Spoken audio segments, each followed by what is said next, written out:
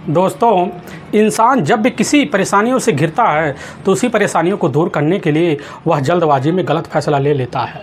लेकिन हाँ, उसी एक गलत फैसले की वजह से उसका अपना हंसता खेलता परिवार तक तबाह हो जाता है। आज की घटना में सेम कुछ ऐसे ही होता है।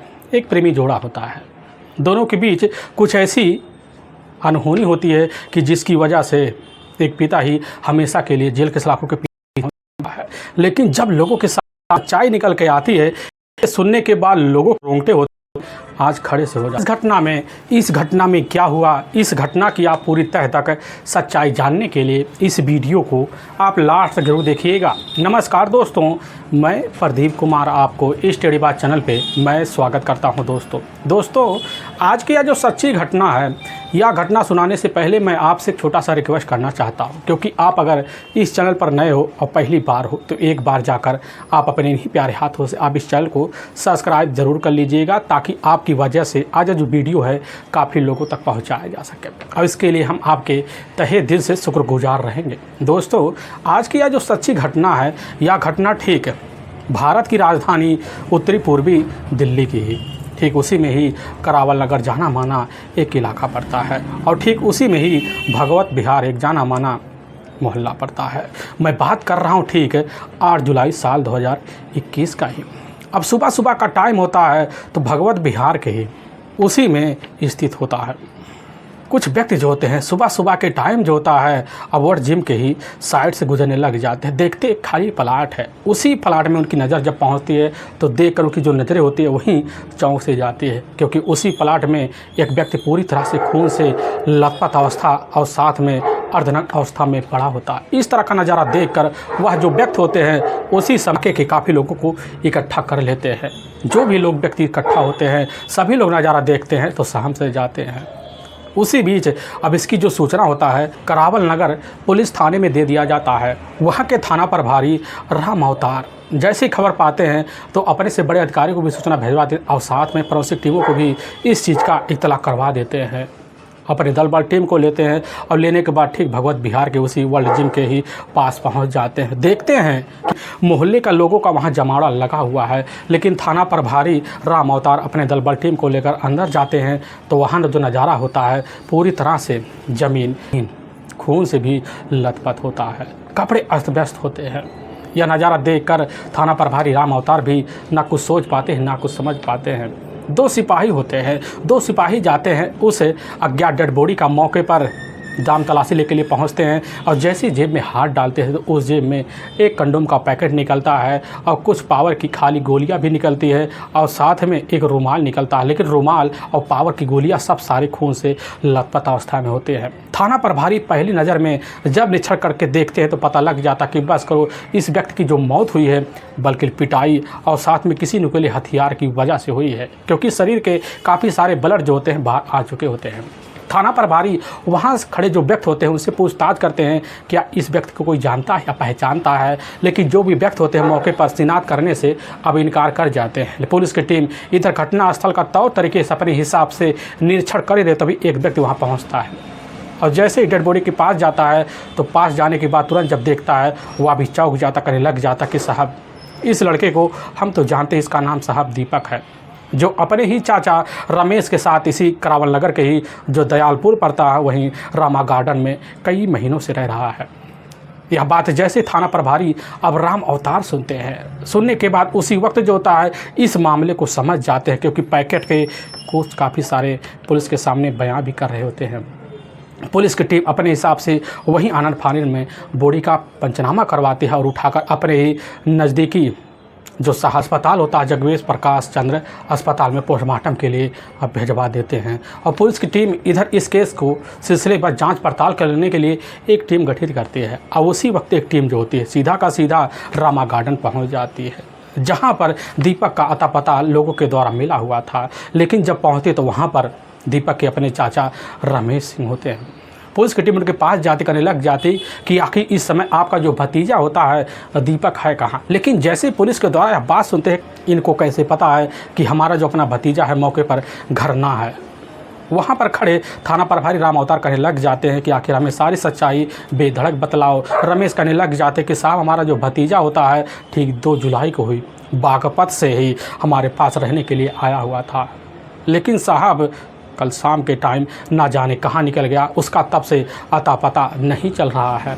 यह बात जब थाना प्रभारी सुनते हैं सारा मामला समझ जाते हैं और उसी वक्त रमेश को अपने साथ लेते हैं और लेने के बाद जगप्रवेश चंद अस्पताल में पहुंचते हैं और मोर्चे में रखे हुए डेड बॉडी को जैसे दिखाते हैं तो रमेश जब बॉडी को देखते हैं वहीं अपने भतीजे दीपक का नाम लेते हुए दहाड़े मारकर अब चीख चिल्ला पड़ते हैं। पुलिस की टीम समझ जाती कि बस करो, यह सही में दीपक ही है। दीपक की जो उम्र होती है लगभग 19 से 20 साल के आसपास ही होती है। पुलिस की टीम वहां कुछ रमेश से पूछताछ करने के बाद इधर इस केस की जांच पड़ताल करने के लिए सबसे पहले अज्ञात हत्यारे के विरुद्ध धारा 302 और 201 के तहत मुकदमा दर्ज भी कर लेती है।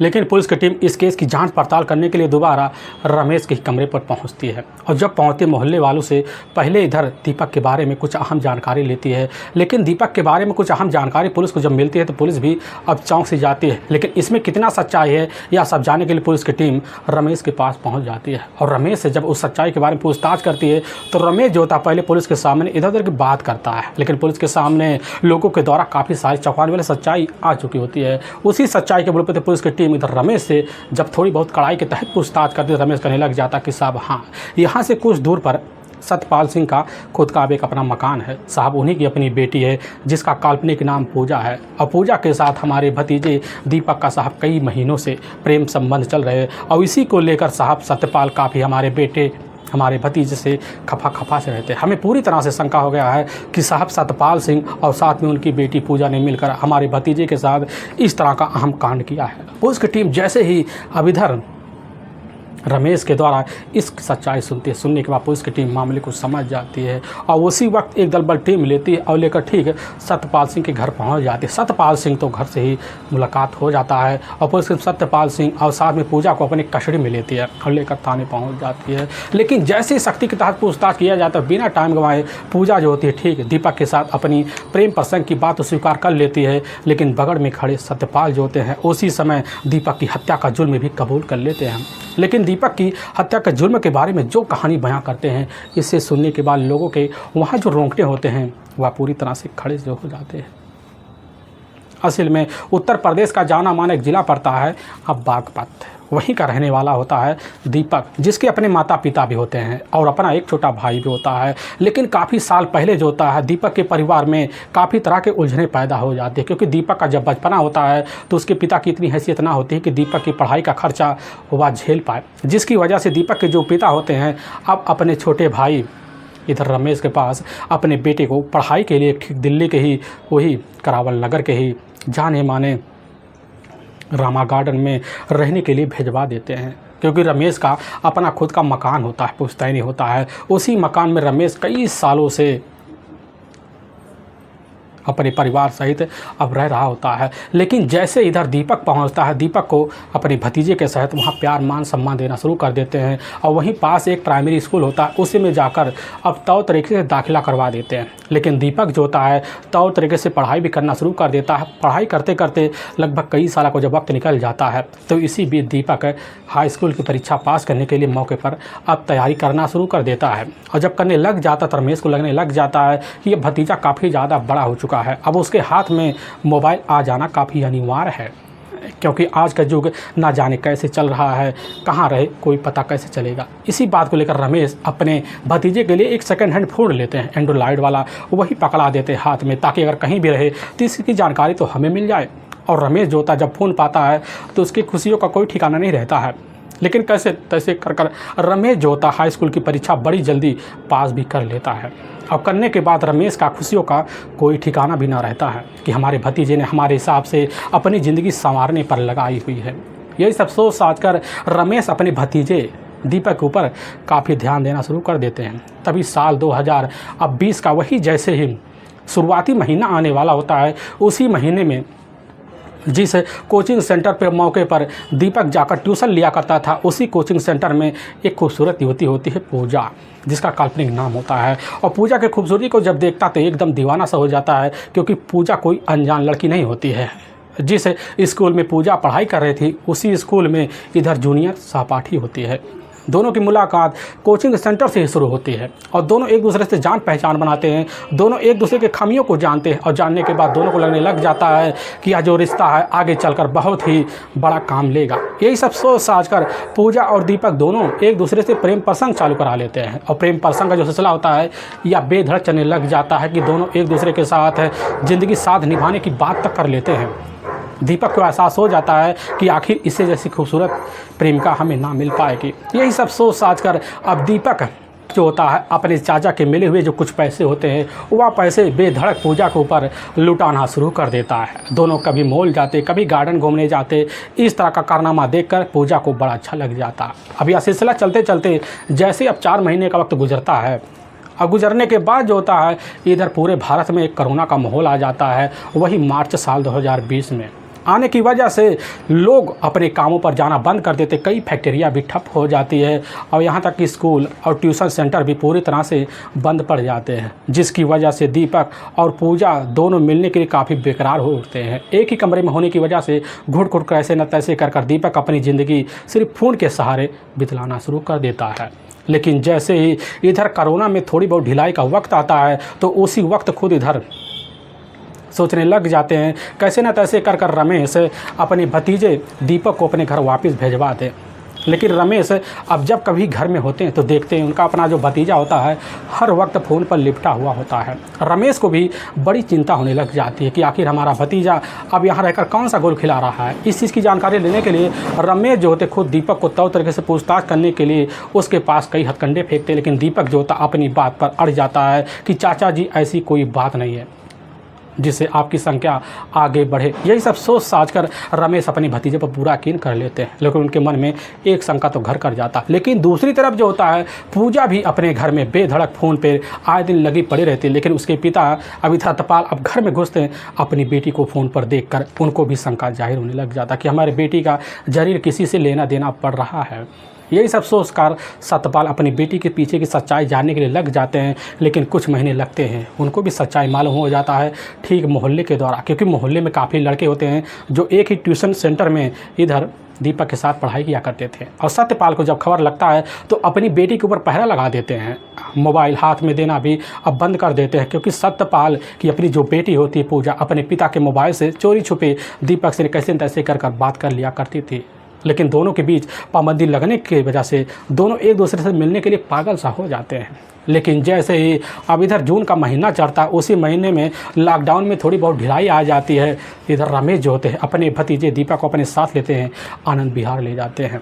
ले जाकर एक बस पे बैठा देते हैं और इधर जाकर सीधा का सीधा बागपत पहुंच जाता है। लेकिन जब बागपत जाता है तो अपने माता पिता के साथ जो होता है दीपक का मन अब घर में ना लगता। हर वक्त जो होता है समय मिलने के बाद भी इधर दीपक के मन में पूजा नाम की चेहरा हर वक्त घूमने लग जाता है, जिसकी वजह से दीपक और दूसरी तरफ पूजा दोनों मिलने के लिए बेकरार उठते हैं। लेकिन कैसे ना तैसे कर सालों का वक्त गुजरने का हो जाता है।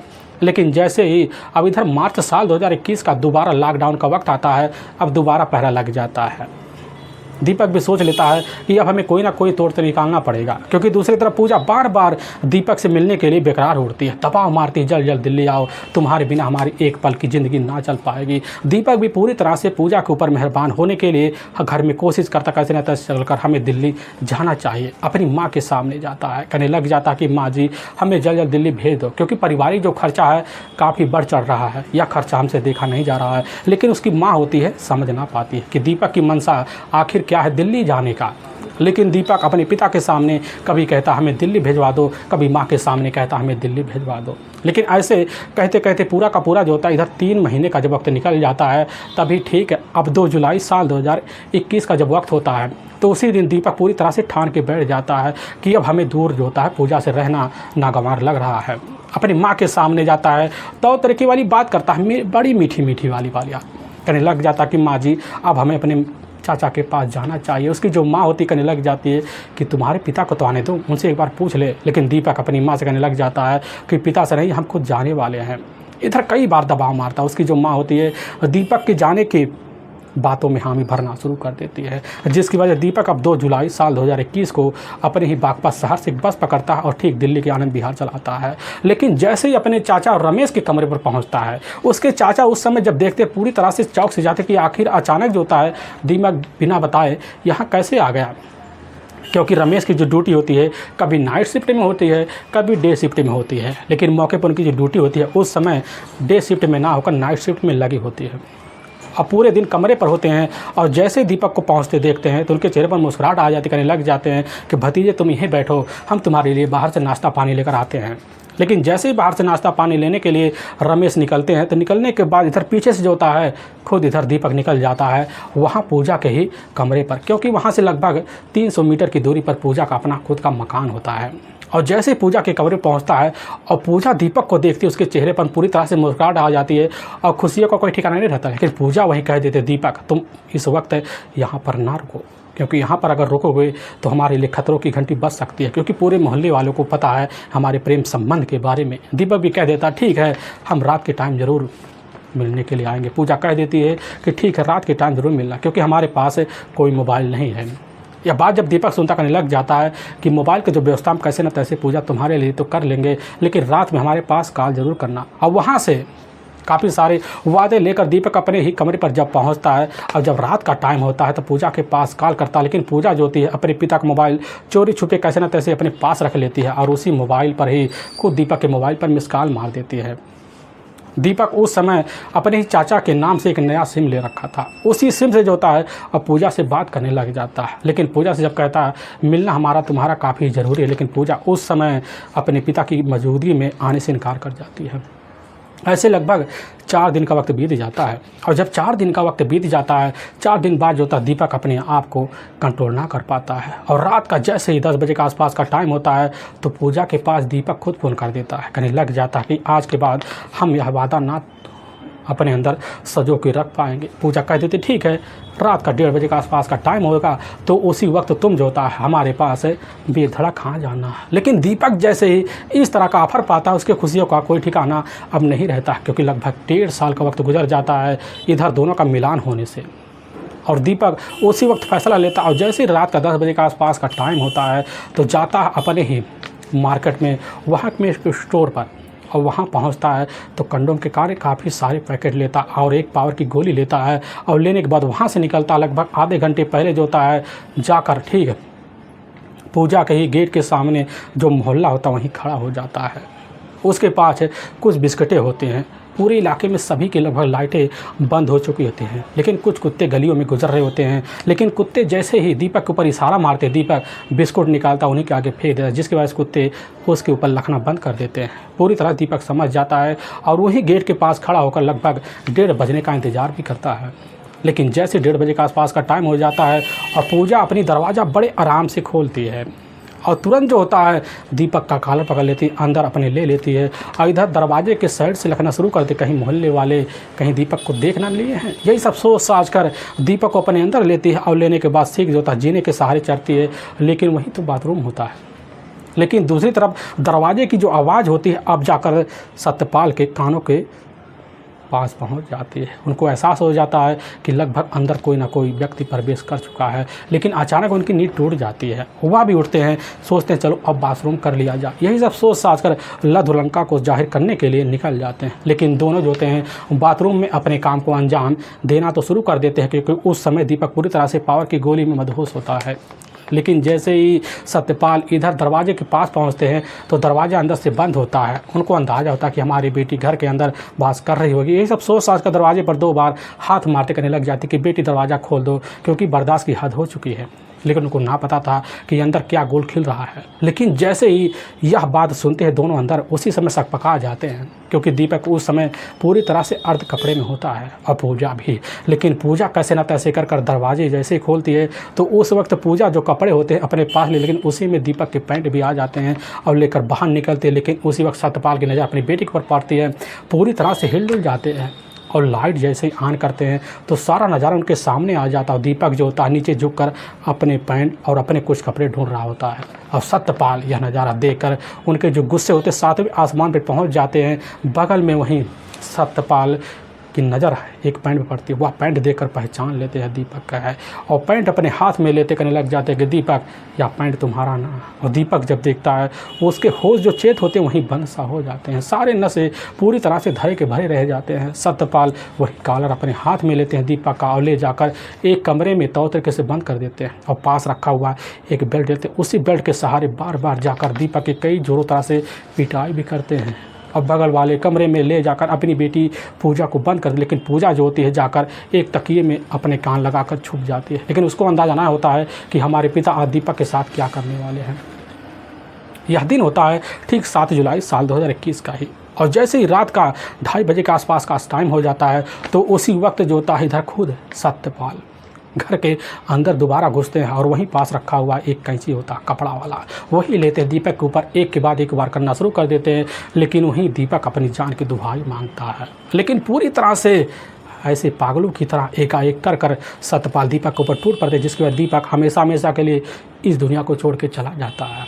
लेकिन जैसे ही चंद मिनट बीतते हैं सत्यपाल को आभास हो जाता है कि हमने बहुत बड़ी गलती कर दी इस तरह का कारनामा कर। लेकिन वह सोचने लग जाते हैं कि आखिर दीपक के बॉडी को ठिकाना कैसे लगाया जाए। यही सब सोच साच कर उसी वक्त सत्यपाल अब अपना मोबाइल निकालते हैं। निकालने के बाद पड़ोस के रहने वाले अब मनोज के मोबाइल पर कॉल करते हैं, लेकिन 3 से 4 बार कॉल जाता तब भी मनोज रिसीव नहीं करता। लेकिन जैसे 5 मिनट का वक्त बीत जाता है, बीतने के बाद मनोज खुद इधर सत्यपाल के मोबाइल पर कॉल कर देता है और सत्यपाल इस घटना की एक एक कहानी बतला देते हैं। और मनोज जब सुनता उसी वक्त अपनी नींद में होते हुए भी सत्यपाल के मकान में पहुंचता, वह भी नज़ारा देखकर दंग से रह जाता है। लेकिन अपने बातों में सत्यपाल मनोज की इस तरह उलझा लेते हैं कि उनके ही घटना में शामिल होने के लिए तैयार भी हो जाता है और दोनों बॉडी को अपने हाथों में लेते हैं। कपड़े जैसे न तैसे कर दीपक का होता है वैसे ही सही कर लेते हैं और ले जाकर वहाँ से लगभग 1.5 किलोमीटर दूर पड़ता है इधर भगवत विहार, और ठीक उसी में ही वर्ड जिम पड़ता, उसी के बगल खाली प्लाट होता है।